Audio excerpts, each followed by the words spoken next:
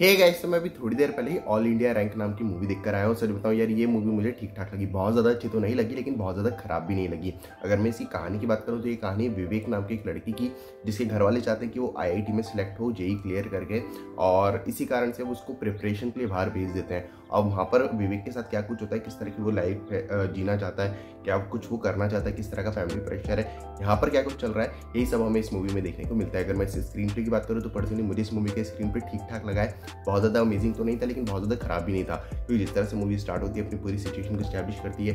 हमें कैरेक्टर्स के बारे में इंट्रोड्यूस कराया जाता है, उनकी सिचुएशन के बारे में बताया जाता है विवेक किस तरह का इंसान है, किस तरह की फैमिली में वो रहता है, किस तरह का प्रेशर उसके ऊपर है, उसकी फैमिली उससे क्या चाहती है, वो क्या चाहता है। वो सारी चीज़ें बिलो एवरेज है। इतनी ज़्यादा इंटरेस्टिंग वे में वो सारी चीज़ें नहीं लिखी गई कि हमारी स्टार्टिंग से इस मूवी में पूरी तरह से कोई कनेक्शन बन पाए और हम जानना चाहें कि बाकी क्या होने वाला है और कैसे होने वाला है, क्योंकि हमें पहले से ही पता होता है कि आगे जाके क्या कुछ हो सकता है। फिर जिस तरह से मूवी आगे बढ़ती है, अपनी पूरी सिचुएशन को एक्सप्लोर करती है, वो सारी चीज़ें भी पर्सनली मुझे कुछ खास पसंद नहीं आई है, क्योंकि इन सारी चीज़ों को इतनी ज़्यादा अच्छे से लिखा और डेवलप नहीं किया गया था कि हम पूरे टाइम इस मूवी में इन्वेस्ट रहे, जो भी हो रहा है उसे एंजॉय कर पाए, जो कि काफ़ी बुरी बात है। जहाँ तक बात है कैरेक्टर डेवलपमेंट और कैरेक्टर्स के पीछे डायनामिक्स की, कैरेक्टर्स काफ़ी ज़्यादा क्लीशे हैं। इस तरह के कैरेक्टर्स हमने इस तरह की स्टोरीज में पहले भी कई बार देख रखे हैं। इसी कारण से ये कैरेक्टर्स हम पे उस तरह का इंपैक्ट नहीं डाल पाते जिस तरह को उन्हें डालना चाहिए था। और जो कैरेक्टर्स के पीछे डायनामिक्स थे वो भी काफ़ी ज़्यादा क्लीशे थे। जहाँ तक बात है ट्विस्ट एंड टर्न्स की, तो ट्विस्ट एंड टर्न्स के नाम पर भी आपको कुछ भी देखने को नहीं मिलता है। ये पूरी मूवी काफ़ी ज़्यादा प्रेडिक्टेबल रहती है। आप पहले सीन से लेकर आखिरी सीन तक सब कुछ काफ़ी आराम से प्रेडिक्ट कर पाते हो।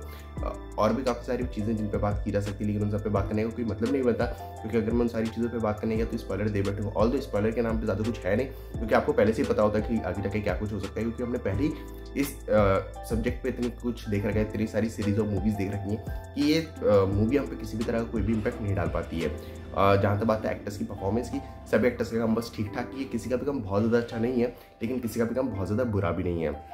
जहाँ तक बात है डायरेक्शन और एडिटिंग की, डायरेक्शन बिलो एवरेज मेरे ख्याल से काफ़ी ज़्यादा बेटर होना चाहिए था, क्योंकि डायरेक्टर के पास एक ठीक ठाक स्टोरी थी। अगर डायरेक्टर इसको और ज़्यादा रियलिस्टिक बनाते और ज़्यादा ग्राउंडेड रखते तो ये मूवी काफ़ी ज़्यादा अच्छी बन सकती थी, लेकिन डायरेक्टर ऐसा करने में फेल हुए। जो एडिटिंग है वो भी मेरे ख्याल से थोड़ी और बेटर होनी चाहिए थी। अगर बात करूँ मैं प्रोडक्शन क्वालिटी की, तो वो ठीक ठाक ही है। तो ओवरऑल मुझे तो ये मूवी पर्सनली कुछ खास पसंद नहीं आई है।